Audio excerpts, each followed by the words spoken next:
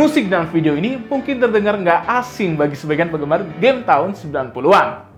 Yap, game Final Fantasy VII ini merupakan game yang hitungnya cukup legendaris di zamannya.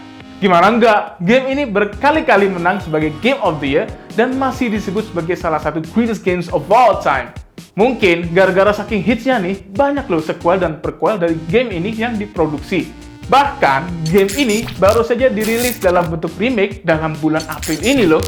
Namun nih, selain asik dan terasa nostalgik, jarang loh orang tahu bahwa kisah di game ini sebenarnya sangat kental dengan intrik sosial dan politik. Wah, emangnya gimana sih storyline game ini? Kira-kira mengapa game Final Fantasy VII ini erat kaitannya dengan politik? Inilah mengapa. Buat kalian yang belum pernah dengar soal game satu ini, Final Fantasy VII ini merupakan game JRPG yang dirilis pada tahun 97 di konsol game PlayStation 1. Storyline dari game ini bermula dari seorang lakon utama bernama Cloud Strife yang merupakan seorang mercenary. Nah, si Cloud ini ceritanya berjuang bersama kelompok eco-terrorism yang disebut sebagai Avalanche. Waduh, lakon utama kok malah ngebela kelompok teroris? Nggak salah tuh. Nah, di sini nih letak latar belakang politik dan sosialnya. Tentunya, kemunculan kelompok Avalanche ini bukan tanpa alasan. Kelompok Avalanche ini ceritanya berjuang melawan ketidakadilan yang diciptakan oleh korporat dan perusahaan energi yang disebut dengan Shinra. Justice, honor, freedom.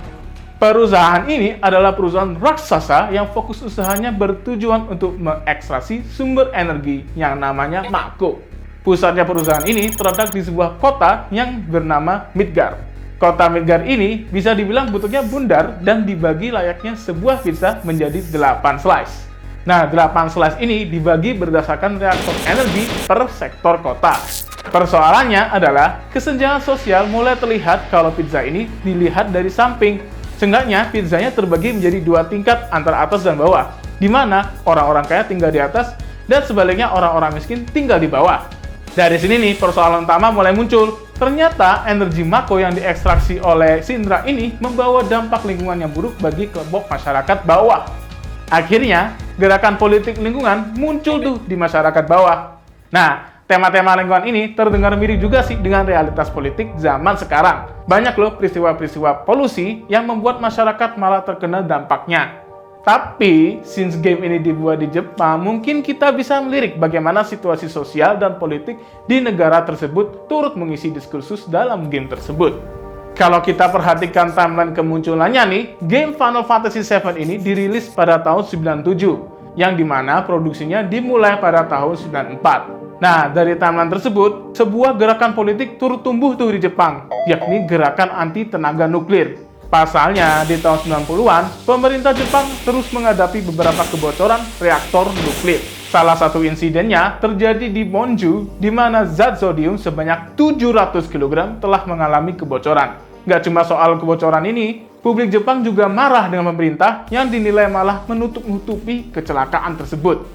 Pada akhirnya, gerakan politik ini akhirnya terus tumbuh dan industri nuklir Jepang terus menjadi sorotan. Sejak tahun 1970-an, tenaga nuklir sendiri telah menjadi salah satu industri prioritas strategis nasional dari pemerintah Jepang. Dari sini nih kita tahu kalau pemerintah Jepang memiliki kepentingan tersendiri dalam agenda pembangunan nuklir. Layaknya Shinra di Final Fantasy VII, tuduhan menguat juga ke salah satu perusahaan energi yang bernama TEPCO. Nah, di abad 21 sekarang ini, perseteruan antara gerakan politik lingkungan anti-nuklir dengan pemerintah Jepang dan TEPCO terus malah menguat dengan terjadinya kecelakaan di Fukushima. Kecelakaan Fukushima ini disebabkan oleh gempa dan tsunami Tohoku yang terjadi pada tahun 2011. Beberapa aktivis menuding TEPCO sebagai biang persoalan tenaga nuklir di Jepang. Mereka mengklaim bahwa TEPCO ini bertindak layaknya perusahaan yang memiliki pengaruh luas di media dan pemerintah. Ya, pada intinya, bukan nggak mungkin masyarakat menjadi dikorbankan kembali di tengah kepentingan pembangunan seperti ini. Mungkin inilah nih yang berusaha disampaikan dalam sebuah game populer yang bernama Final Fantasy VII. Toh, game dan produk budaya populer lainnya pasti merupakan refleksi atas situasi nyata yang terjadi di masyarakat. Kalau menurut kalian gimana nih?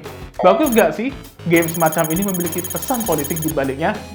Jangan lupa komen pendapat kalian ya. Terima kasih ya udah nonton video ini. Kalau kalian suka, jangan lupa buat like, subscribe dan klik lonceng notifikasinya buat terus dapetin info-info politik yang menarik. Kita jumpa di video berikutnya ya. Peace.